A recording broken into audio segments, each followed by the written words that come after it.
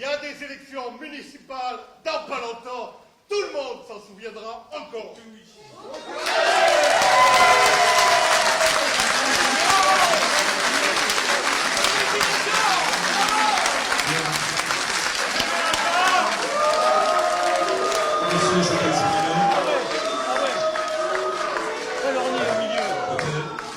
Quelle horreur. S'il n'y a pas de dialogue possible, si effectivement.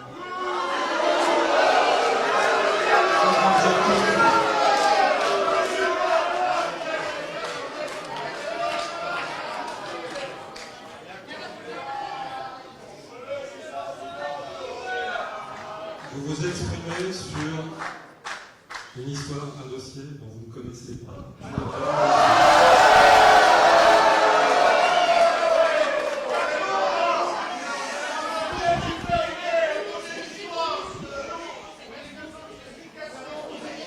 Nous sommes là pour nous expliquer, mais à condition que nous puissions parler.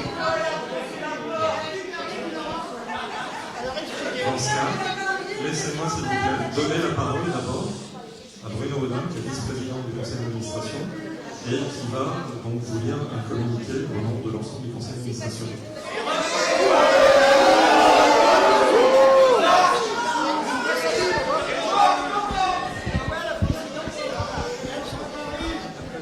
Pourquoi la présidente est absente? Si vous le permettez, je voudrais m'exprimer au nom de l'ensemble du conseil d'administration. On l'a lu.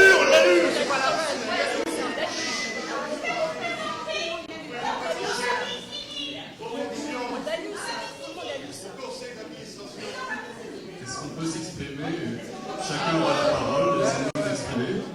Si on ne peut pas s'exprimer, ça ne sert à rien de tenir cette réunion. Je vous propose de lire le message qui vous est destiné, qui est un message qui a été rédigé par le conseil d'administration de la CORCIV.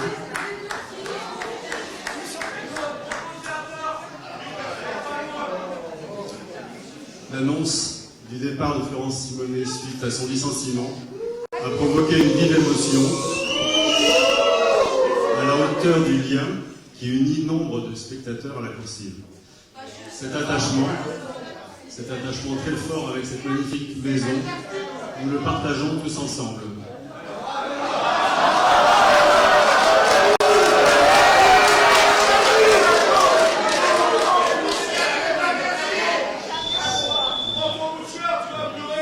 Est-ce que vous souhaitez écouter ou non les explications?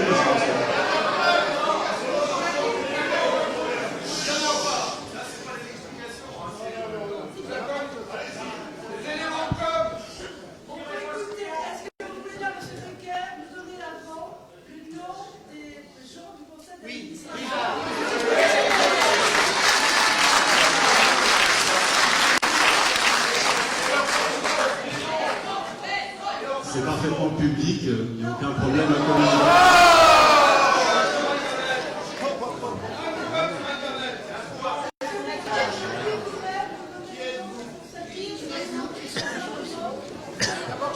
Nous essayons de nous exprimer, donc si je peux... Parce que la première fois qu'on a vu la présidente, elle se croyait ici, elle se croyait à Bordeaux, alors qu'on était à La Rochelle. Je pense que ça déjà, ça montre vos compétences. Si ça peut répondre à votre question, la présidente est Véronique Châtenay-Dolto, c'est la présidente de la CORCIV. On s'est déjà présenté. Je suis Bruno Audin, je suis le vice-président de la CORCIV. Il y a deux autres membres qualifiés qui représentent des personnes extérieures, en dehors de l'agglomération et des services de l'État. Donc on est 4 personnes qualifiées, personnes associées.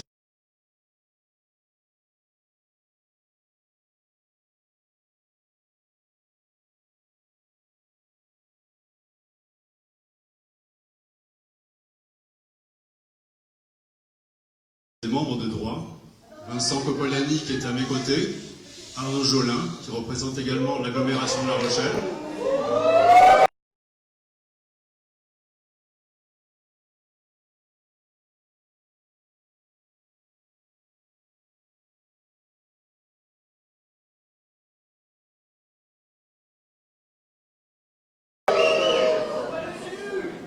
Mais monsieur, attendez, une seconde. Si tous ces gens sont ici, c'est effectivement de nous donner des raisons d'excuse. Ce qui est inadmissible, c'est la façon dont ça s'est fait, c'est-à-dire avec deux huissiers qui rentrent dans un bureau et qui mettent la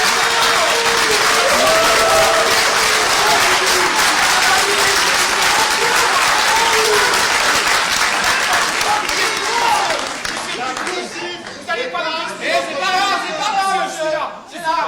Vous allez pas nous expliquer le pourquoi, du comment. Il y a certainement des problèmes de fonctionnement, mais d'accord, peut-être que c'est pas un problème interne, comme il a été dit. Sauf que la façon, surtout on a la façon dont vous allez procéder. Pour quelqu'un qui a passé 30 ans ici à travailler jour le jour, on lui met deux huissiers, on lui fait payer son bureau à l'école.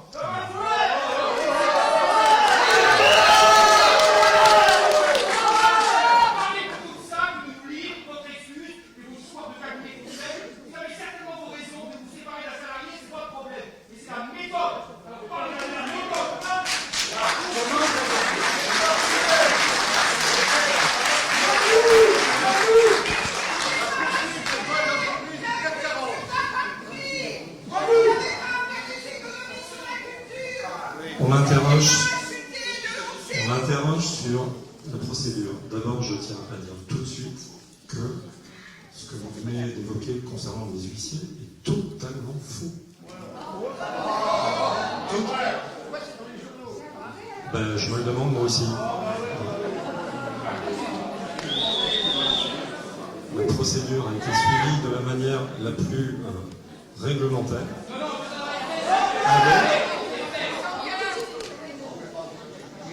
Une procédure de ce type commence par l'envoi d'un courrier convoquant à un entretien préalable au licenciement qui, effectivement, a eu lieu le 29 mai. Ce rendez-vous a été assuré par Bruno Audin et par la présidente de la Coursive, Véronique Châtenay-Dolto. À la suite de quoi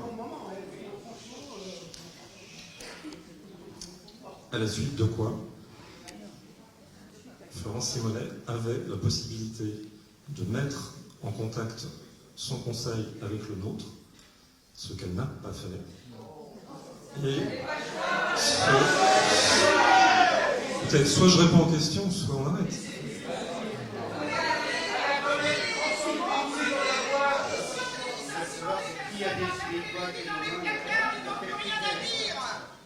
Donc, je le redis. Le conseil de Florence Simonet n'a pris contact avec le conseil de la Coursive que mardi dernier. C'est-à-dire après réception du courrier définitif.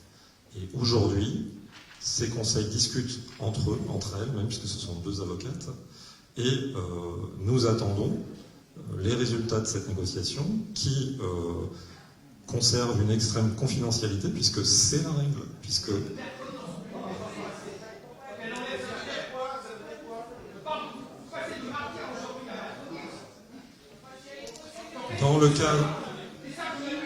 Dans le cadre de beaucoup de procédures de ce type,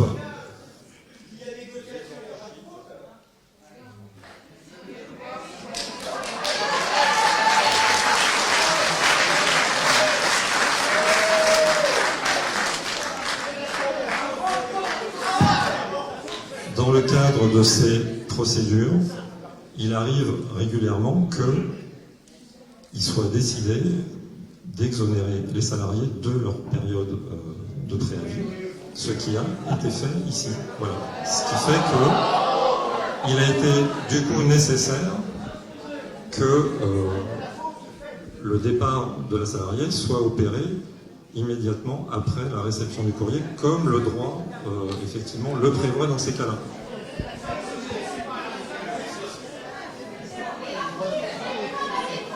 Le motif qui a été retenu est la faute simple.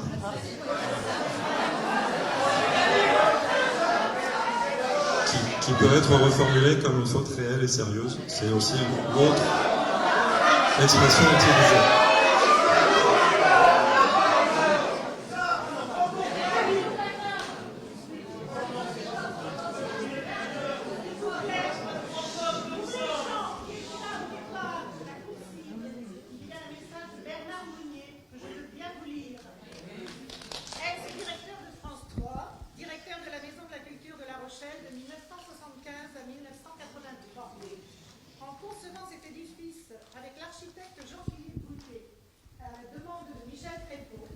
Jamais je n'aurais pensé qu'il puisse être entaché aujourd'hui par le sort indigne des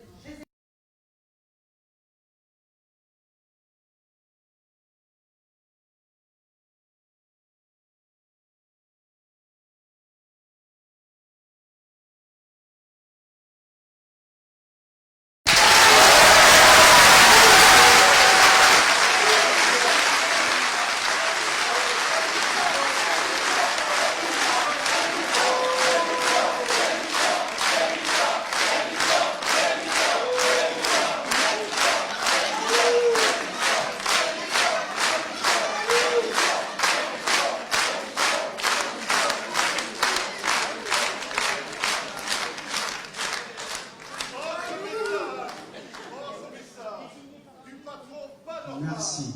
Du théâtre du rond-point, Jean-Michel Rive. Je Oui, soutiens nous cette savons. colère.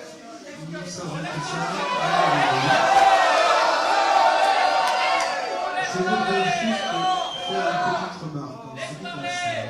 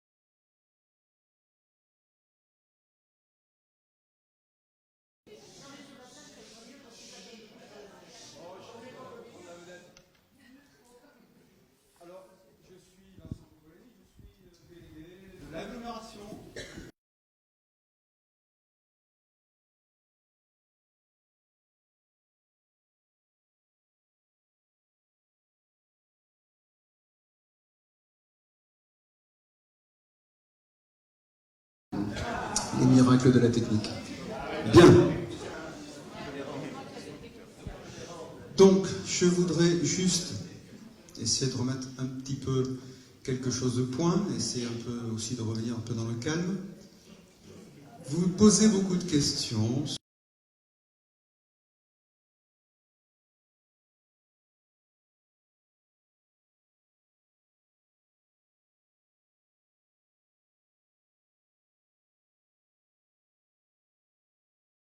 Des fautes. D'abord, je divulgue quelque chose d'extrêmement personnel. Et d'autre part, non mais, mettez-vous dans la place de quelqu'un qui est dans une procédure de licenciement actuellement en cours, parce que j'insiste bien, elle est encore en cours, même si le courrier est envoyé, il y a encore des actes qui sont en train d'être faits. Vous ne serez pas forcément d'accord. Et d'autre part,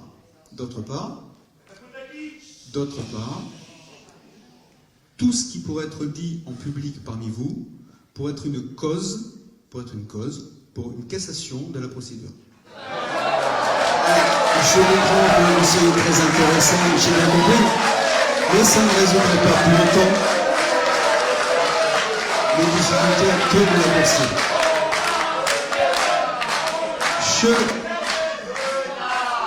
Je voudrais quand même dire deux choses. C'est que l'agglomération qui est en charge de ce grand équipement culturel, c'est plus la ville de La Rochelle, c'est l'agglomération. Mais pour vous, ça change peut-être pas grand-chose.